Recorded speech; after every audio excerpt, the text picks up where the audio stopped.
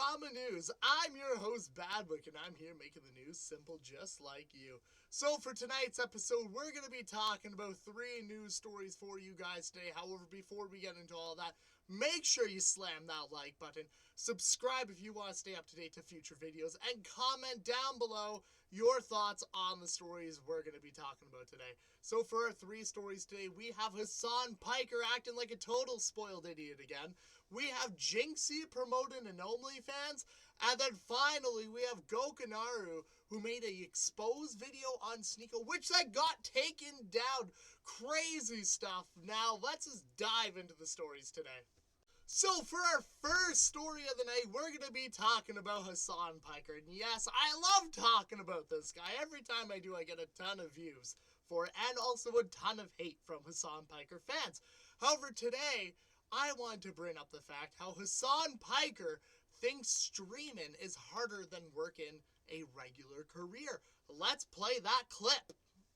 Yes, a real job can be gruesome. A real job can make you very tired. But a real job doesn't suck the soul out of you. You know what I mean?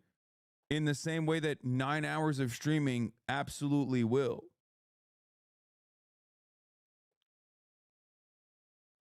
So as you can see from that clip, Hasan Piker goes into detail about why he thinks streaming's hard, and he describes it as being soul-crushing.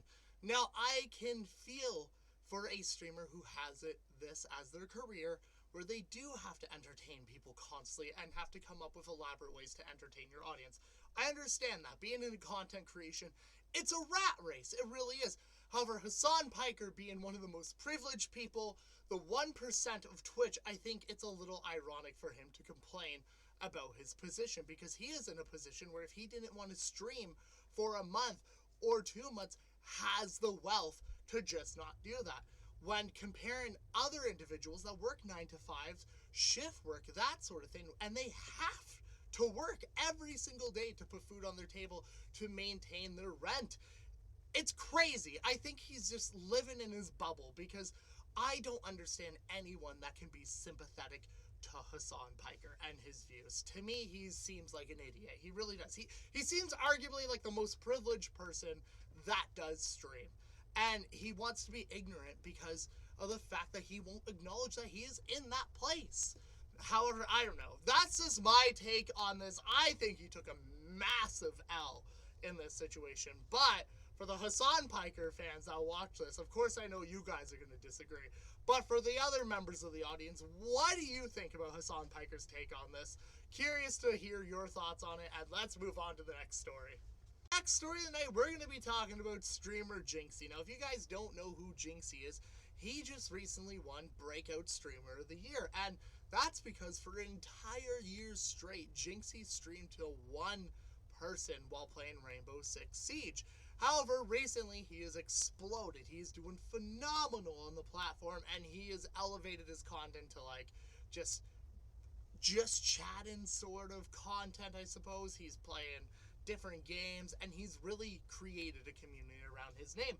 However, it recently surfaced that Jinxy is making a OnlyFans, and he went about this by promoting this on his stream. Here's the clip. You were like within a foot. I was right here. You know what? I'm having fun. Do you want to see chat or? Yeah, I do. All right, hold on 1 second. Sorry. Am I good at doing this? Yeah. You have like really soft hands. It's like really awesome. You're so weird. Any one of you motherfuckers saying I'm weird in this chat would literally. Jinxy is getting oiled up by this girl as a promo for a OnlyFans release. Now, this has caused a lot of backlash in his community, because a lot of people are critical about Jinxy, claiming that Jinxy knows majority of his audience is made up of children and that he's going to be promoting this to that audience. Then he has another portion of his audience claiming that he is a sellout, that he's no different than any of these top Twitch streamers. So a lot of people are critical about him for that reason, with people saying that they're no longer going to support him because they originally started watching him because he seemed different from these mainstream streamers. Now, I want to know your thoughts on this. Do you think Jinxy is solely doing this for monetary value? Or do you think he is just going to kind of fall in with the mainstream portion of the other streamers out there? Let me know your thoughts down below in the comments, and let us move on to our final story of the night. So for our final story of the night, we are going to be talking about Sneako, because of course we are. We haven't talked about him in a few videos now, so we have to get the Sneako train going again. So yesterday, a YouTuber by the name of Gokanaru made a video called The Absolute Annihilation of Sneako, and the video was received very well, and it basically showcased a lot of the problems with Sneako, his hypocrisies, and exposed him on various things. However, a portion of that video was claimed by a music company which DMCA'd the video, and the specific part was a portion of coverage of a Sneako stream. Now, there was no music in that portion of this stream that Gokanaru used, so it's a little fishy and suspicious on why that was, claimed. However, right now there has been no connections to Sneako.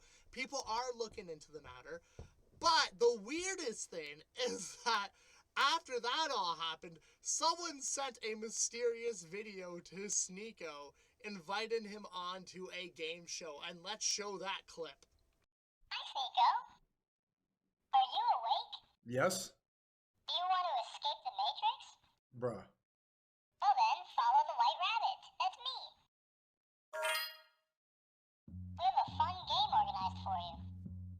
All you've got to do to participate is call me, and the game will begin. So come on, what are you waiting for? Call me, Sneako. Simply join the call and let me take care of the rest. See you soon.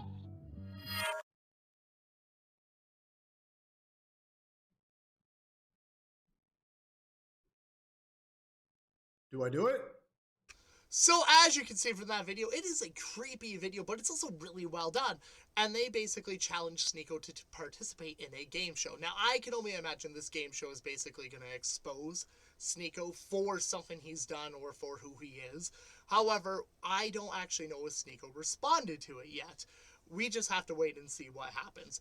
But some people are now claiming that it's linked to Gokanaru, who is known for doing kind of like artsy style videos, but there's no evidence or confirmation on that as far as we know. So I'm kind of curious on what you guys think. Do you guys think this might be kind of like linked to Gokanaru, or do you think this is a totally different person? I want to know your thoughts down below about this whole Sneako situation. And I want to say, if you like this video, hit that like button, comment down below your thoughts on the topics we talked about today, and subscribe if you want to see more of me. So, without further ado, have a great day. I'm so awkward at ending these. Goodbye.